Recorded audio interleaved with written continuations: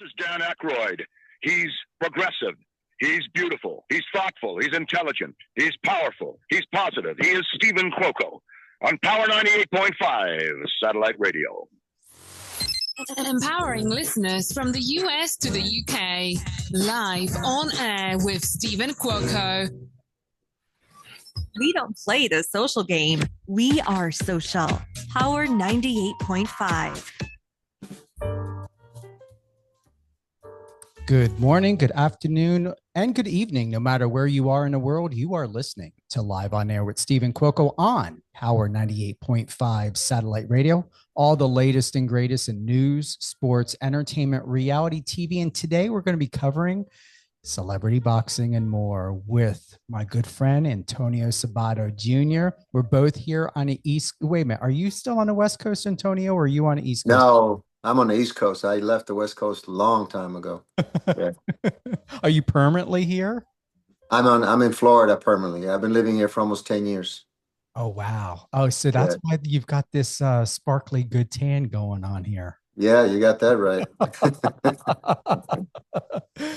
You are in decades worth of there needs to be awards for someone like you for everything you've accomplished. Well, we're just starting out. This is the beginning. We still got a long way to go. We've got acting. We've got race car driving. We've got now boxing. I don't even want to call it celebrity boxing because you're showing up to this event. Oh, this is a serious event. This is a serious boxing event. I'm very proud of the work that I put into the sport for many years, and now I'm going to showcase my talent. So I'm very excited about that. So can we say this is, as you said, serious, but they're calling it celebrity boxing because of who you are and who your opponent is. But once again, you're conditioned, you're showing up, you work out 7 days a week, twice a day from what you told me. Yep. Correct. This is just celebrity boxing, obviously, for my background as an actor and all that stuff, but it's not a sanctioned fight. So I'm fighting in my weight category, which is 168 super middleweight, but it's not sanctioned. That's the only difference. But it is a boxing event. Everything goes down the same way, and you can get knocked out the same way, and you can fight the same way, and it's a sport. It's just not sanctioned. That's all. Is this going to continue to be an ongoing sport for you? Yeah, well, it's been my sport for my entire life, and I love it so much. And now, because it's really taken off. See, I started this celebrity boxing years ago. In the 90s, me and my trainer, Chris Steele, we were going to fight Roy Jones for a celebrity match that didn't go down because we're both extremely busy at the time. But we had a contract. We were going to go. So this whole Jake Paul and all these YouTubers and all this other celebrity boxing going on, I started a long time ago. It didn't come in fruition. But I feel that this is my time, and that's my time to do it, to shine. And I'm going to showcase my talent in September. I want to have another fight in December at the end of the year. So I'm looking to do at least 2 fights this year. So it's this Saturday though, the 28th, 7:30. You're going to be at Harrah's, correct? Yeah, that's a press conference. We're gonna really start the pre-camp because next week I'm going to be in camp in Los Angeles at Venice Beach, a steel boxer with Chris Steele, my trainer, my coach, and the entire team. And we're going to have a 9 weeks of training camp. And then the fight is in September 26th, in Philadelphia. Do you believe, Antonio, when you show up for this, they're going to really experience what boxing is all about, different from what we've seen with the Paul brothers?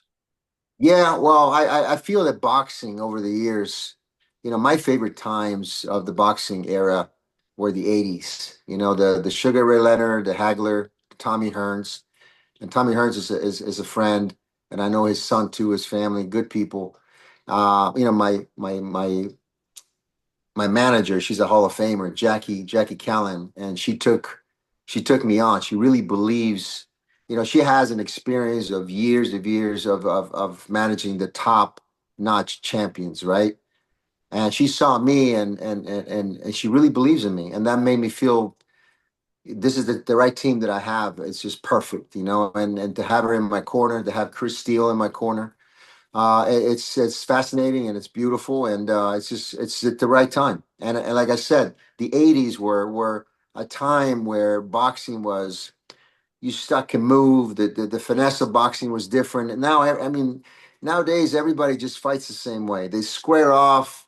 They fight the same way. The big shots, and the dancing, the finesse, the long jabs, all that stuff, technique and all. It's kind of out the door. Everybody fights the same exact way, and I don't fight that way. I make the sport look beautiful in the ring. And there's something about it that I've always enjoyed, the Sugar Ray Leonard and also Muhammad Ali, with the way they did things and made, they used to have that snap that people went down and you're like, how did that happen? That's fake. Now you want the big shots and you want the knockouts.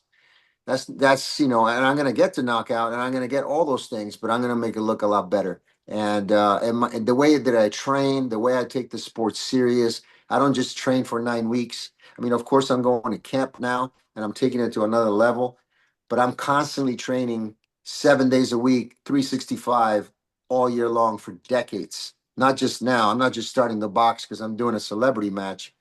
I've been boxing my whole life. And so I want to have my time to showcase what hard work and dedication, and in your 50s you can do, when the whole world is saying, well, I'm going to get knocked out, I'm going to lose, you're over the hill. All this negativity does not touch me.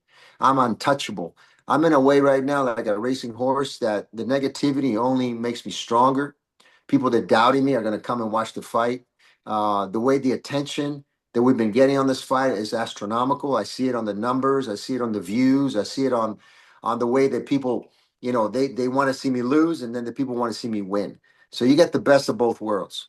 But I'm going to showcase something that is really awesome, and I can't wait. And it's a matter of time. And I was just so driven by this for a long time, and it's finally happening. I'm excited for you and I'm proud of you. Thanks, Seriously. man. Thank you very much.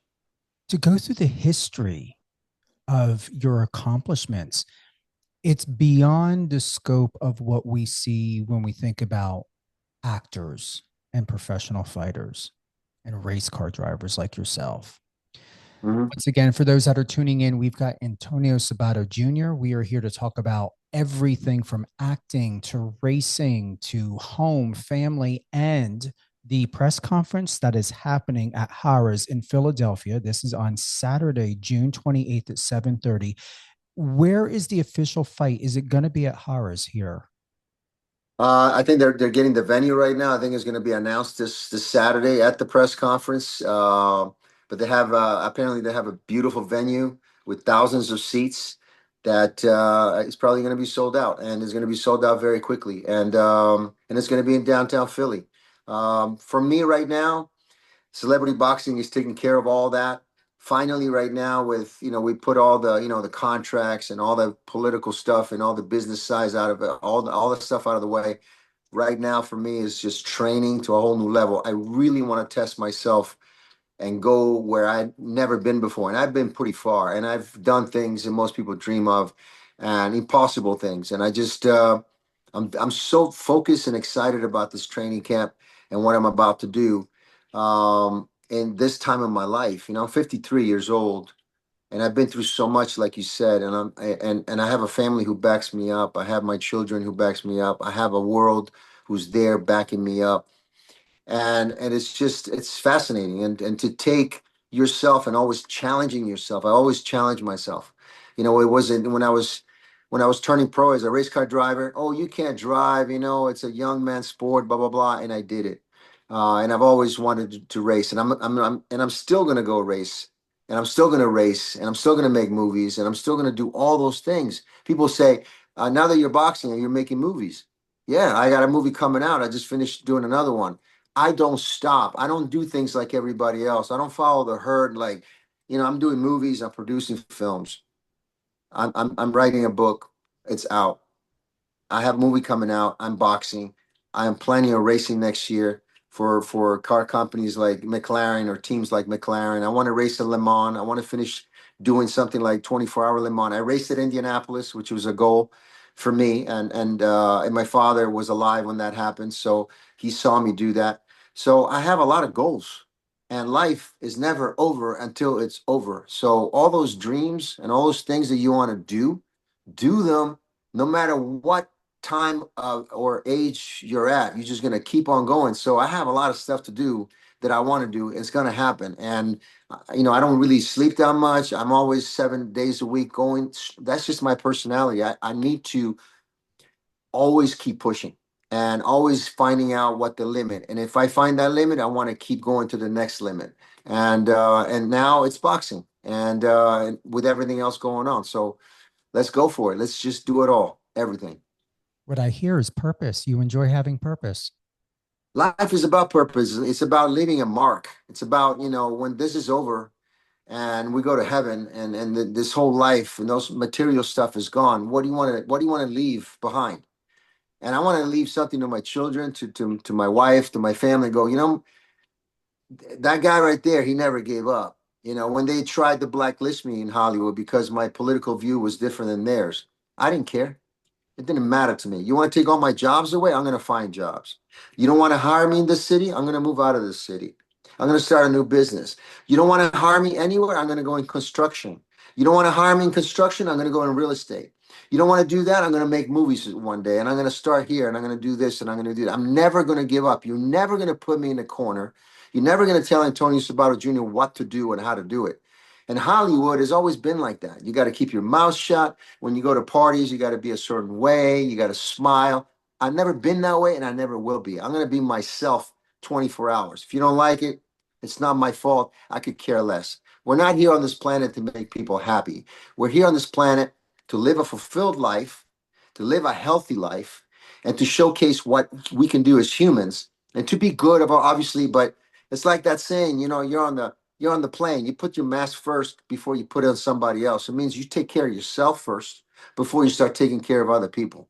And that's what I do. If I'm not happy, if I don't do things that are good for me to make me a better human being, which means pushing myself, learning, doing all this and going through grief, surviving grief, doing all these things, how do you expect to help people? There's certain individuals that like to help people all the time and they forget about themselves and they get overweight and they stop taking care of their physical aspect because they care. That's fine. That's who they are.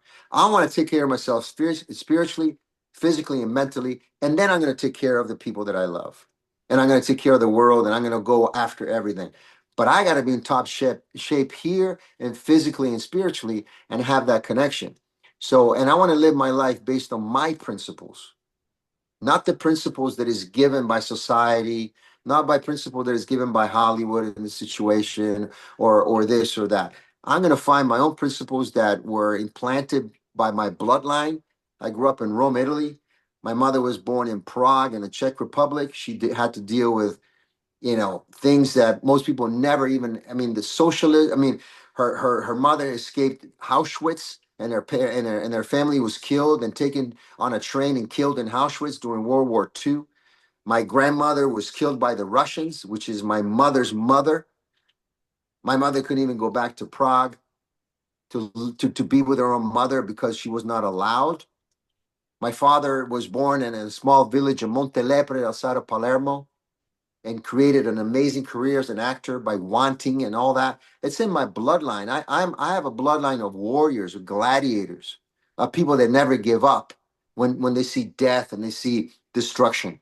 We lost a home to a fire. We lost everything in Rome. Me, my sister, and my father and my mother and our little dog were stranded watching our home being burned to the ground. And there was no friends around. All those Hollywood Italian actors that were there, supposedly, my father helped out. Where were they? They were not there. There was nobody there. Oh, can we stay at your house? Unfortunately, our home is dead. We have two little kids over here. We're on the street. No, nobody took us in. You know who took us in? A stranger that we just met. My mother met a stranger the next day and said, listen, we have nowhere to go. None of our friends want to help us. Do you have any place we could stay? And she said, yes. And to this day, she's a close friend of ours. So that's the type of people and then we came to this country, moving to America legally without taking any dime from this country, proud to become Americans, doing it the right way, legally. We came here to America the first time we ran out of money. And my father decided, my mom decided to go back to Italy. Imagine moving your whole family from country to country, back and forth. You know, I'm talking about selling your furniture, buying stuff, you know, traveling, you know, with your backpacks to another country, and then going back to Italy, and then I'm living in Rome again after I lived in America for 2 years, and then come. All these things can break you, or they can make you invincible. And that's what my family is. My family is made of invincibility, of where, you know, you put these walls, we're going to go through the walls, we're going to climb the walls, we're going to go around the wall, we're going to make it through. And so that's the type of person I am. So that's why I'm fighting, because in this world, we fight in different ways. Sometimes we put gloves on. Sometimes we fight on our daily lives. Sometimes we fight with our partners in life in general. Fighting is part of living. And I've been fighting my whole life, and I've always won, and I'm going to continue winning. And with that mentality, you can't lose. You just can't. And that's implanted in me by my family and by God above. I want to thank you for that. It's my pleasure. I can only be real. People say, you know, when I do lives, when I do this new social media and we talk to people and they go, wow, you're the most real person. I mean, I cannot be fake. I cannot show you something that I'm not. I cannot talk to you or anybody else and give you a different sense of who I am. I cannot do that. I cannot. It's against my, it's like lying. And lying is just one of those things that, and we do, you know, people do that a lot, especially nowadays, because they have their phones and they can lie. They can make, and a small lie becomes a bigger lie, or a small lie stays a small forever. And then it's okay to lie. I just can't. I just cannot live in a lie. I have to live in total honesty and truthfulness in my life, and in my work, in my sports, in everything that I do. It's got to be honest to 100%, not 99. It's got to be honesty 100%. And if they get hurt from it, or people get their feelings hurt, I don't care. It doesn't matter to me. For me, all that matters is that you're asking me a question, and I'm giving you my honesty, my 100% honesty. Speaking of questions, I have some for you. Would you like to honestly answer them? Absolutely, 100%. In your film, Grace by Night, you explore redemption. What personal moment in your life most mirrors that journey of rebuilding from the ground up? Wow, that was really me living that moment. I went through some very personal things at the time, in relations to my work, and people that let me down, and people that try to hurt me, people that try to take me down personally for their own personal reasons. And I was coming from a good place of helping people. Again, helping, being honest, was being taken advantage of. And that whole time, also being blacklisted and having no jobs, no way to pay your bills, and, you know, putting a helmet on and going in construction and working in concrete business, you know, the concrete business. I became, you know, and the way I was treated in that world in construction, and people know in construction is one of the toughest industry ever. They treat you like you're a piece of dirt. They treat you like you're a piece of concrete. And the way they talk to you, it's just the worst. And so I had to really swallow my pride, and live through years of being treated like a peasant. And this is coming after 30 years of being in the industry, of working with Steven Spielberg, had the law clear, Aaron Spelling, doing over 100 movies and TV shows, and making a lot of money for a lot of agencies in Hollywood, who, by the way, when I was blacklisted, would never represent me. Would never. I've not had a theatrical agent since then. I represented myself. I have a sports agent, Donna, who's amazing, who's there supporting me, who's actually doing a lot for me. I have really good people in my world, but nothing in the theatrical world. And those people that I made money for many years, they never could care less for me at all. So during all that time, and then getting the chance to play this amazing film, was just incredible. It was therapeutic. And then going through my rehabilitation, you know, I was addicted to drugs. You know, I was taking pills. I was my marriage, and just all these things were going on. But God was working in me, going, I'm going to make you go through that so you can go through it and out of it. And I did. You know, when I went to therapy, and I went to therapy, and when I went inside the hole, you know, as I call it in Pasadena, when I went to rehab, that was the best time of my life. where I really found myself, where I was away from technology. I was with people that were either coming from prison or going to prison, people who died in front of me pretty much. I saw death with my own eyes. I was in a dark place, but that darkness turned out to be the light because I found out really what kind of person I am, how far I can go. And so I took all that and going through all that, and then the political world, I'm trying to do the right thing for our country. And then all those things happened, but they were building. There was like the fortress was like these shields were coming around me. I didn't know, but it was coming. Like I was getting stronger by the minute. And then I played this role of John in Grace by Night, and I really lived it, and that's why I got awarded a lot of awards. And the movie just, I wish the movie would have went into theaters. The producers and the director let it fall because that movie deserved to be in theaters, deserved to be fought for. I fought for it, but it was out of my hands. But still, the movie's beautiful, and I hope that the world gets to see it. Go and rent it or find it on Tubi or Prime or whatever it is, because Grace by Night is definitely one of the best films. And that, to live through that as an actor, they say, I grew up watching, Marlon Brando and Paul Newman and Redford and, Steve McQueen, all the great ones, and my father too. And you hear these stories about living through a character, like really living through it. And I lived through it. And it was amazing. And it was an amazing experience. And I will cherish that movie and that experience always.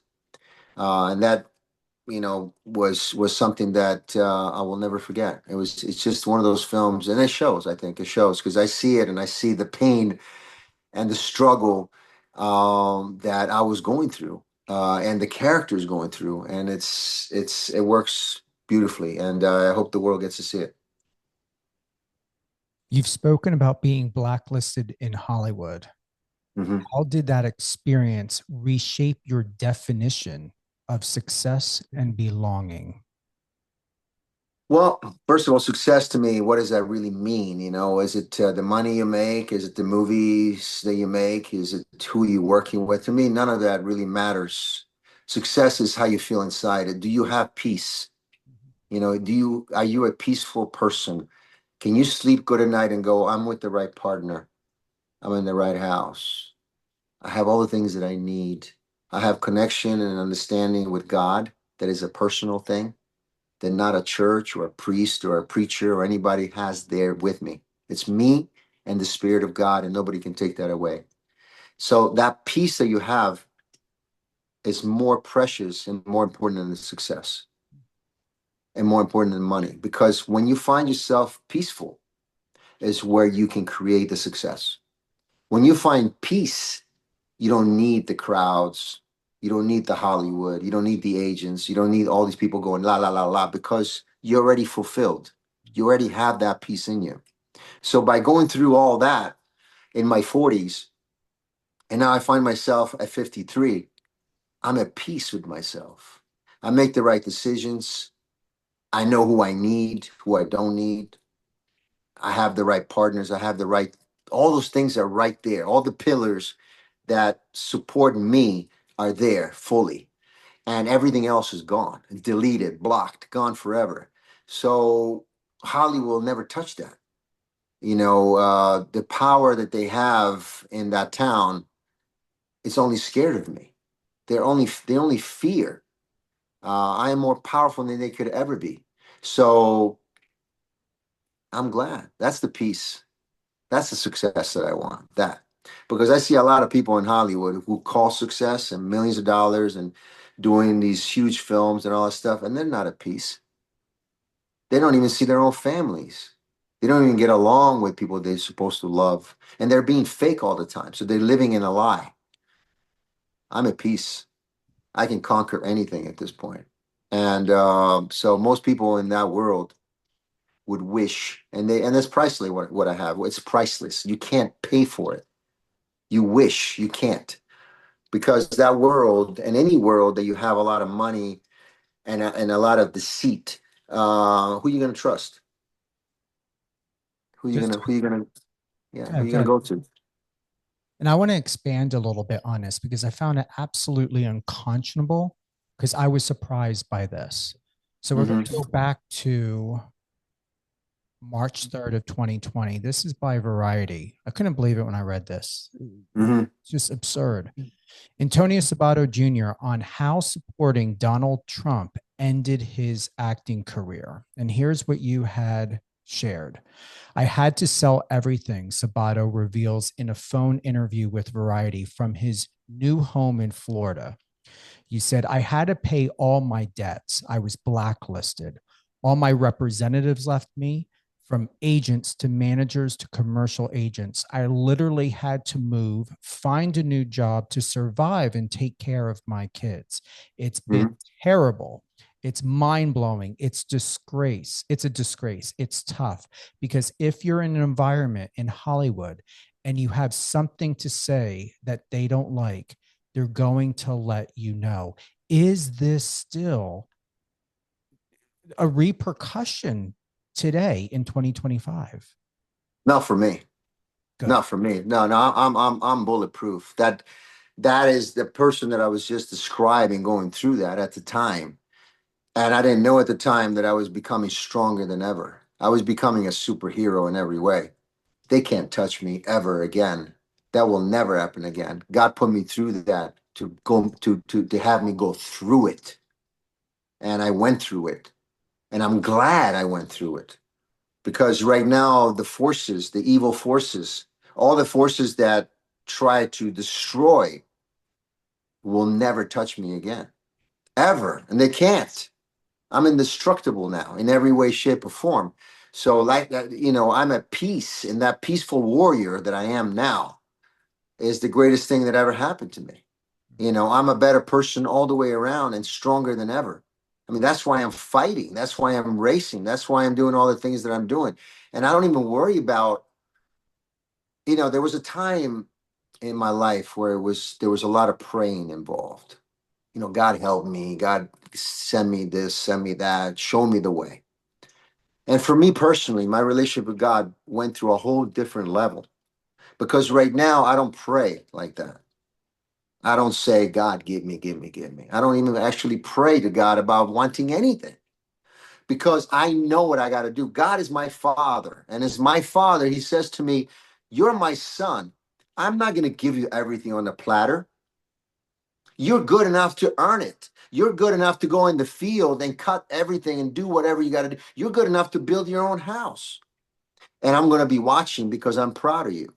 So my prayers to my Father, God, is not give me, give me, give me. My prayers to my Father is thank you, Lord. And that's it.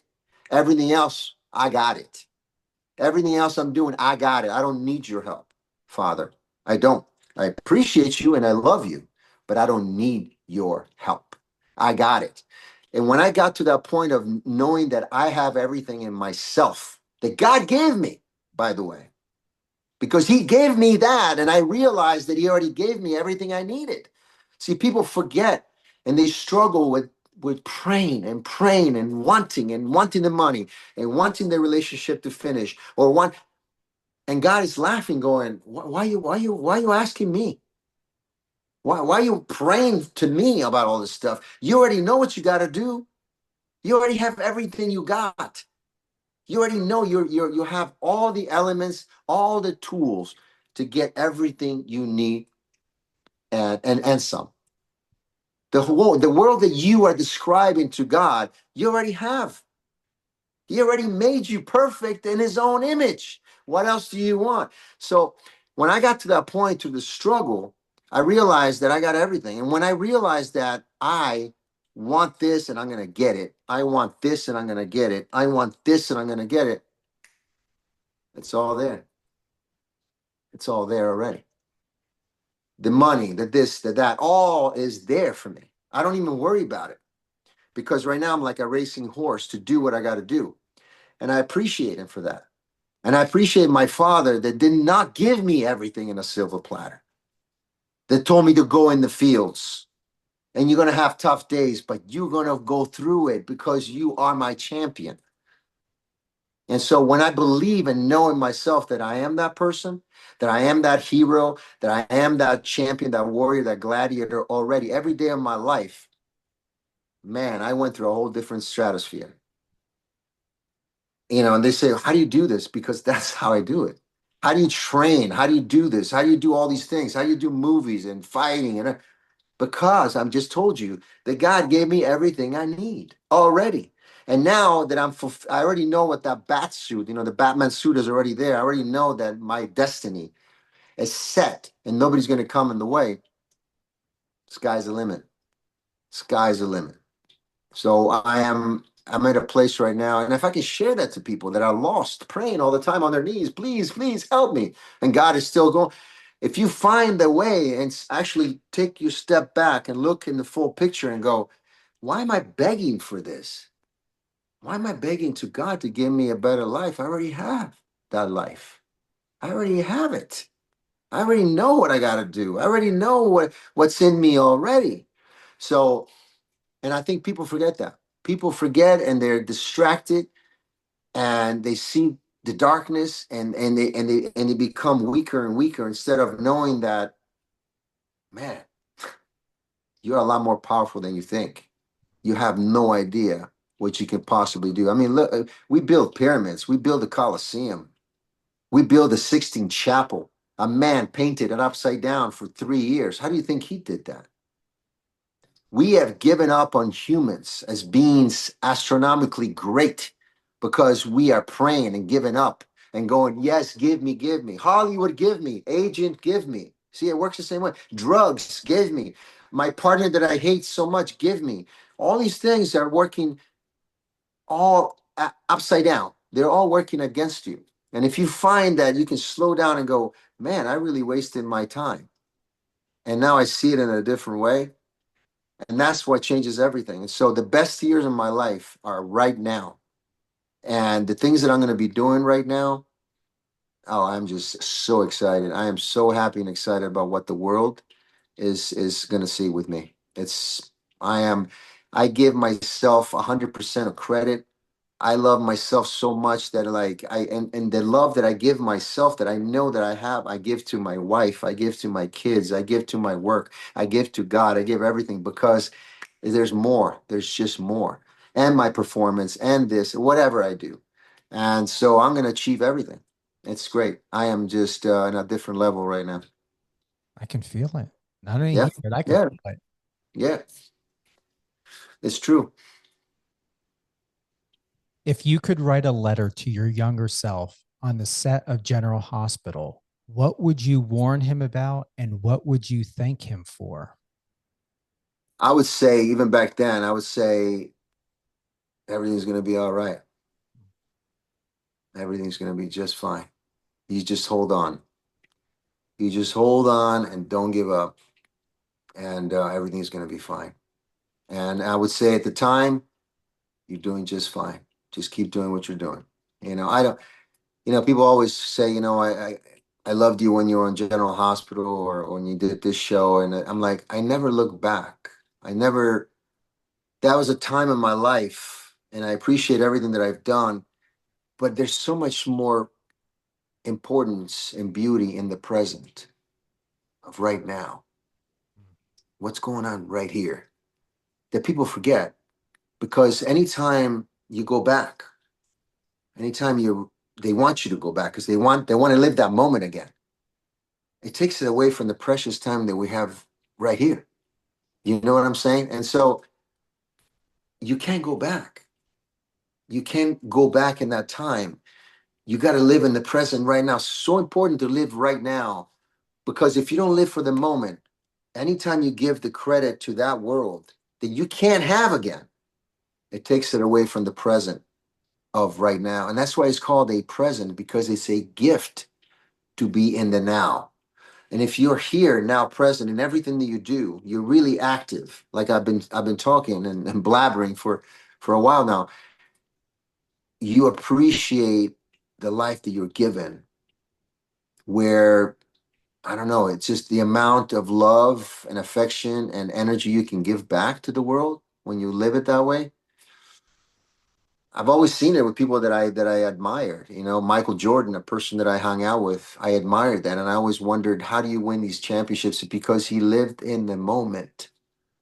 Michael Schumacher, 7-time world champion. God bless his soul. My father, the way he lived his life to the moment, the way he laughed, and there was issues that would come in, and I would say, Dad, Papa, I'll call him Papa. I said, Papa, why aren't you worried? And he'd be like, worried about what? And I never understood that. And now I get it. Worry about nothing. Live in the moment. Don't worry about anything. Because that worry of things that you can't control takes it away from the gift that you have of living in the present. And that it means a truthful, honest present. And once you live in that honesty, like I said, peace, you can't, it's priceless. You can't exchange it. You can't pay for it. You can't order it on Amazon. It's something that few people that we admire, that most people admire, have, and it's called peace. You've lived in the spotlight and in the shadows. What has anonymity taught you that fame never could? Well, fame is a funny word. Fame, you know, what is fame? You know, the only famous person in my life, truthfully, has been two people in my life who have really truly been famous. That is Jesus Christ and my father. And they both have something in common. They're both the father figure in my life. And everybody else have not, you know, fame is based on your last project, on the money, or how much success is. But fame is comes and goes. It's like a cold. It comes and it goes. It comes and it goes. And but that peace again is more precious, more important. So what the industry has taught me by being at very highs and very lows is that it never matters. None of it matters. None of it truly matters. Because if you take one away, then it reflects on the other. You know, if you're famous one day and you take it away, can you live without it? And most people go to, you know, addiction, and most people fall off the wagon and suicide, and the list goes on, because that fame is not there. How many children in Hollywood who become really famous and all of a sudden they're not getting hired anymore because they are basing their lives on that fame, because they're not liked anymore. They change their aspect. They're not kids and cute anymore. They're becoming teenagers, and and all of a sudden things change and you're not wanted anymore. But are you wanted by who exactly? You know, so that's weakness. And so to me, fame is a strange word. It comes and it goes like a cold. And to me, the ultimate word is peace, because peace can give you peace no matter what, in the storm, in the sunlight, in the calm, in the ocean, or whatever. Your peace, you can conquer anything. And if they take that material stuff away, that movie, that fame, that agency, or whatever it is in Hollywood, you're still okay with it. And I wish that everyone could find that peace, because ultimately you will win by having that. Peaceful warriors will never lose.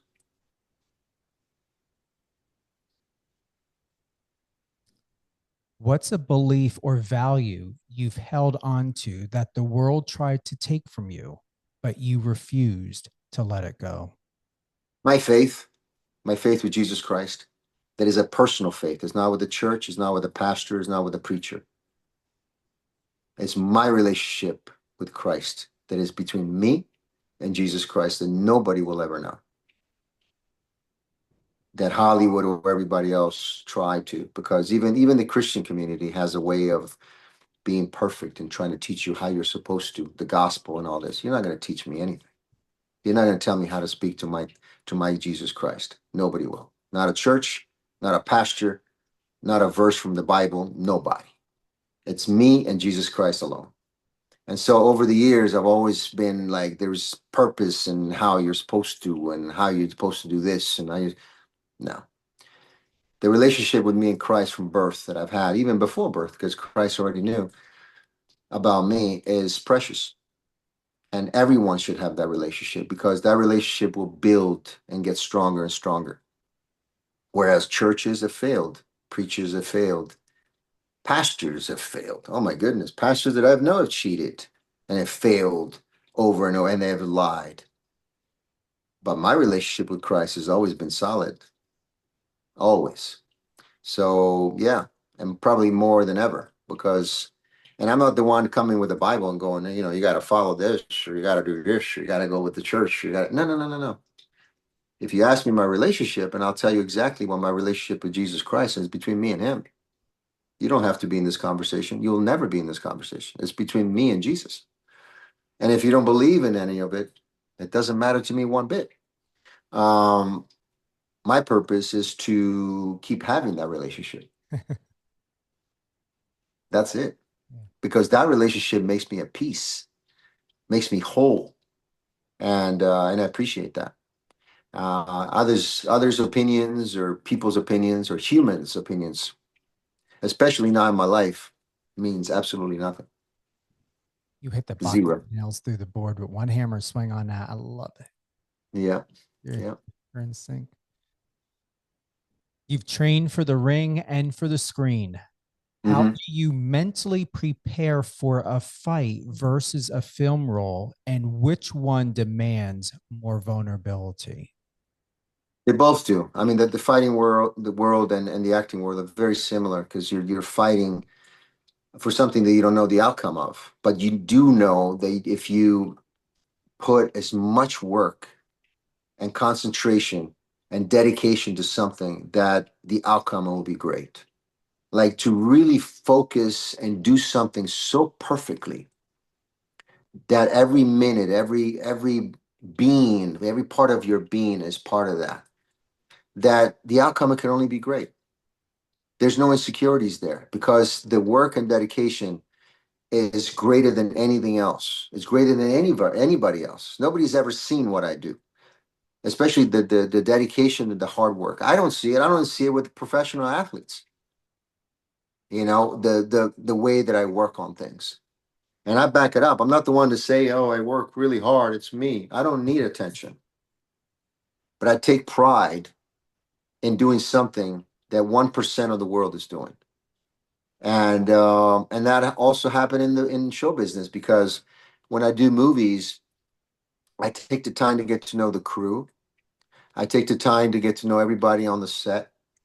I don't come in and go, and I'm the actor. I'm just going to talk to the actors. Actually, the actors are the last people I talk to. I want to talk to the makeup artist. I want to talk to the transpo guy. I want to talk to the guy who's making the food for me. You know what I mean? Those people who work really hard. The carpenter who built the set. The electrician who put the set and put the cables down, and protected me from not stepping on that cable and getting hurt. Or the stunt guy. I want to talk to those people, because those people make the film. So my father always taught me that you go to work, you punch in and you punch out. They ask me, who do you hang out with in the business? Who's your favorite actors or whatever? I have, out of all the actors that I know, nothing to take away from them, but actors are very specific type of people. And I'm a normal guy when I go home. I don't want to talk about acting. Nobody wants to hear that. And I don't talk about myself. I'm talking to you because we're doing an interview. But when I'm at home, I don't talk about my movies, all the movies that I've done. And, when I go on movie sets, I want to be real to the people that I'm talking to. And I want to be one of the guys. I punch in and punch out. I have a great friend of mine. His name is Robert Rabaya. He's my best friend. He lives in Australia. He's a true friend of mine. He's my brother. He's a well-known actor. But besides that, I know a lot of people in the industry. I know a lot of people that I work with that I have great respect, but they're not my friends. I mean, friendship is a different story. They're acquaintances. We work together. If they need me for anything, they can call me. And I'm the most professional guy to work on a movie set. Never had issues. I never dated anybody I work with. I never mixed the two. But I have real people, and I don't need that many people anyway. I don't need the entourage. I already had that. I already had the entourage, people that came and I helped them out, build them out of prison, did all this stuff for many years. I'm 53. I lived a full life. But I don't have those people in my life. They come and go. I have my girl, I have my kids, I have a few friends that I really love. I have my family in Italy, and that's it. And if they want to hire me, they know how to find me. If they want an actor who's going to push the limits, they got me. I'm never going to let them down. I'll be the first one on a movie set and the last one to leave. And I'll make sure that the movie is perfect, and I'll do my job even more so. They know that. But I'm not the one that goes and hangs out with all these actors and all this other stuff and talks and does the line game and the all the playing, the show business type of. And I'm not that. I'm not that. I want to do it my way, which is real. And everybody wants to be a star on a movie set. There's no stars. There's no such thing. I'm an actor like everybody else. You're an actor like everybody else. We're part of this movie. We're playing games. We're portraying something that we're not. We're having fun. It's a circus.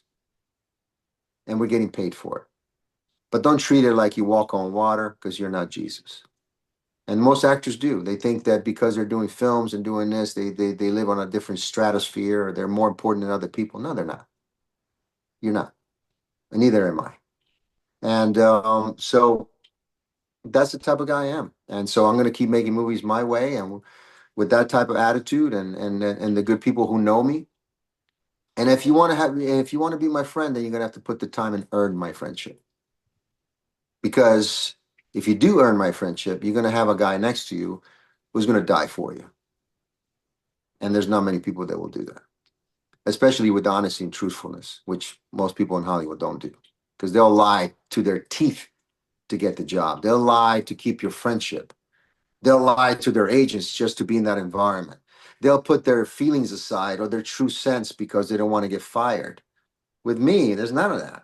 You ask me something, like I said, doesn't matter where I'm at. If I'm a press conference in front of Vanity Fair or the Hollywood Reporter or the president of Paramount Pictures, I'm going to tell you how I feel. I'm not going to hide away and go, oh, I got to keep my mouth shut because he's here. No, that's not me. And, it's like living these two lives that Hollywood lives. They talk a big game about this on the red carpet, and they go home and they're drinking 6 bottles of wine and getting wasted. And then 20 minutes earlier on the red carpet, they said, well, I don't drink. I am just clean as a whistle. Or I see my family, and then some of these actors haven't seen their siblings or their daughters or their sons in 30 years. You see what I mean? So I don't lie. I keep it honest, and that's my life, and that's the way I want it. That's the way I live it. I'm going to say that is absolutely true. That's why I tell people all the time, don't get fooled by the facade. It's all smoke and mirrors. It is. It is correct. 100%.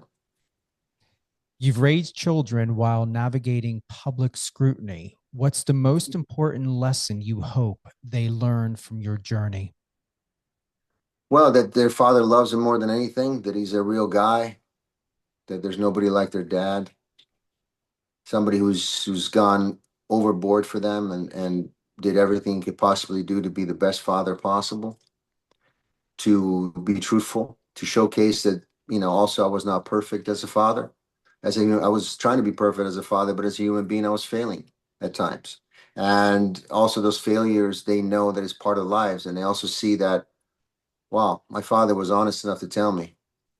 And my father was honest enough to live an honest life and to fight for his beliefs. And they have it in them. They have it in them. My children do. And also I keep my children very private.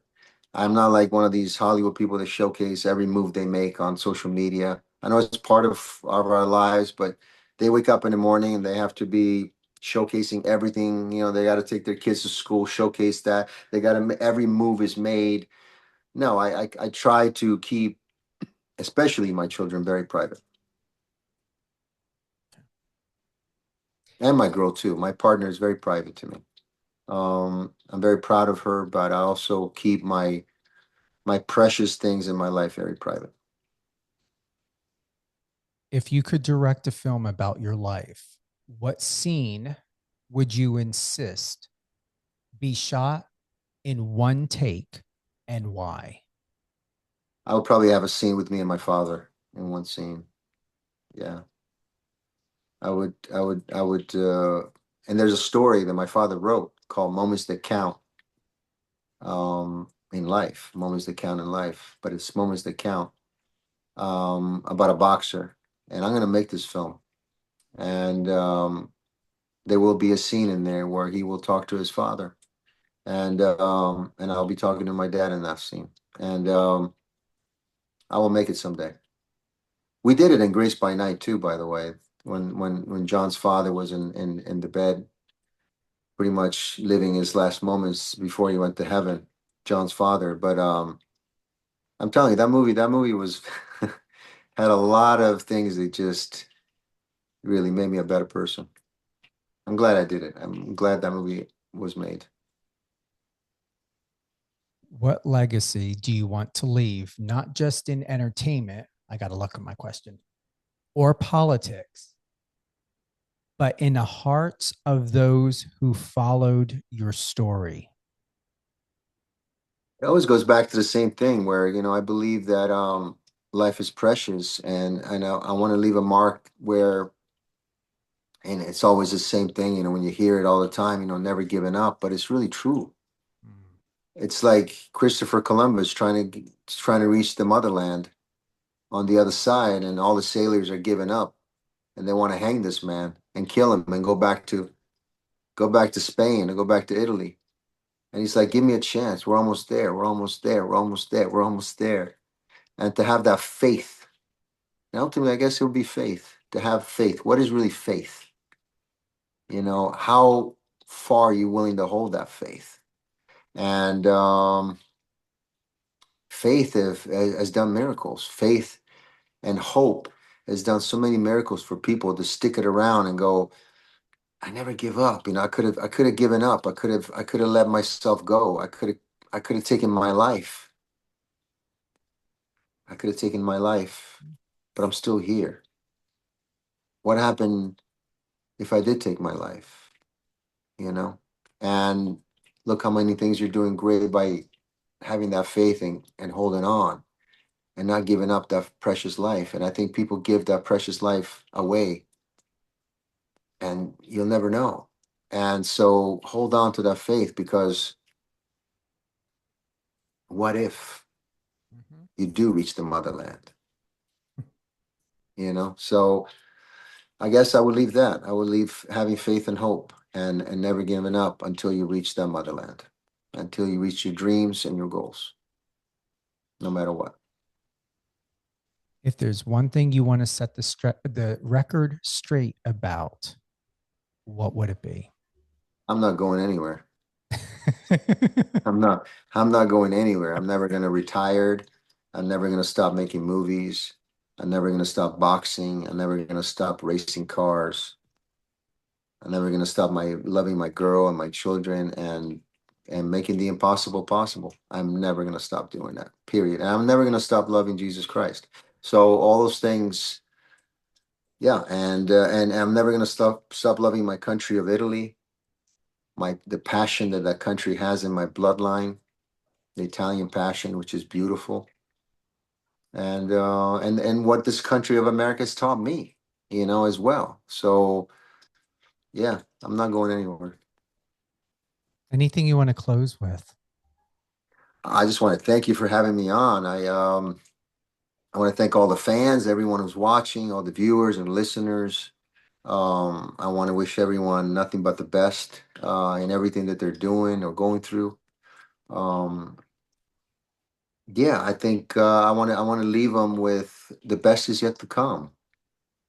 Keep smiling, keep breathing, keep looking at the sun and the moon, and look in the mirror. Look in the mirror, look at yourself, and go, "Hey, I'm not too bad. I'm not too bad." No, you're not. You're outstanding. Man, this has been incredible. I'm always here for you, no matter what. And if you ever need an actor for your film, please. Sure, we always even do the that. PR for free. I'll come in and I'll help with the PR of it. Listen, let's hope that I'm in a position to do that for you and so many others, and give more productions and be able to do that, which is going to happen. And yeah, let's see what happens. The best is yet to come. Absolutely. So once again, we've got Antonio Sabàto Jr. He's a race car driver, an established actor, model, professional boxer, and he's going to be at Harrah's in Philadelphia on Saturday, the 28th, this week at 7:30 p.m. You can RSVP at xrumble.com, especially if you are a journalist. I don't know if are they doing anything outside of the media, or is this just? Yeah. Anybody can show up. Just RSVP, and obviously we want the fans, the viewers. Anyone can show up. Yeah, you're welcome. And this is just a press conference. The official fight we need to find out later on, or we will. Yeah, you will find out that night. It's going to be in downtown Philadelphia. You'll be able to find everything out at celebrityboxing.com. They also have an app, Celebrity Boxing. You can download it, and we'll post the venue. You'll be able to buy tickets next week for the fight, September 26th in Philadelphia, and you'll be able to watch it and see it in person as well, starting very soon. And you can get everything at celebrityboxing.com or the app. And all things Antonio Sabàto Jr. We are connected on Instagram, but that is your name, your full handle?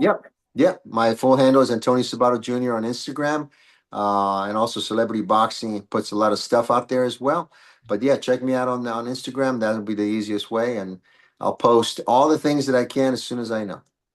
I want to thank everyone who's tuned in to Live on Air with Stephen Cuoco on Power 98.5 Satellite Radio, power985.com. Download the app, tune in on Alexa. Power 98.5 is available on Apple Music, and we stream live on like 7-8 other platforms such as Live Radio FM, Streama, MyTuner, Live FM, and more. If you happen to miss this live episode on Power 98.5, it will be available on any one of your favorite podcast platforms, Spotify, iHeartRadio, Apple Music, and Amazon Music. But we always want you to be here first and foremost is on Power 98.5. So check the schedule. This episode will re-air again as a live. I'm thinking it will probably be tomorrow's Friday, maybe Saturday, Sunday. I mean, we've got to get it in for like at least the 28th. So I'm going to say, check the schedule. We're going to either have it for Friday or on Saturday. And like I said, this should be available on your favorite podcast platforms no later than by Saturday as well. Any upcoming films, post-production, pre-production, anything like that we should be watching on top of? Oh yeah, this fall I have a movie coming out, a horror movie called 426 from Ephesians 426. It's a full distribution nationwide. It'll be in theaters this fall, 426. Are they having a red carpet opening premiere? They will have it, I think, in Detroit where we shot it. So yeah, we will have it in Detroit this fall, and I'm very excited about this film. This is another good one, real good one. And then also Grace by Night. I've got to watch that one. Yeah, Grace by Night. All Absolutely. Right, that's awesome. First time I ever heard of a red carpet premiere in Detroit. Yeah, it's a beautiful town. I really love shooting there and working in Detroit. It's really one of my favorite towns. It's really blowing up. I'm really happy about what's going on in Detroit, in the film industry, but also overall. I was just there playing golf with Mark Wahlberg and wonderful champions, boxers and stuff, and it's beautiful. It's a beautiful town. Well, thank you again, and thank you to everyone. We love you. Be well, live well. As Antonia had shared, hold your faith close to you if you are a person of faith and are faithful. And remember, you have it all within you. Have a great day, everyone.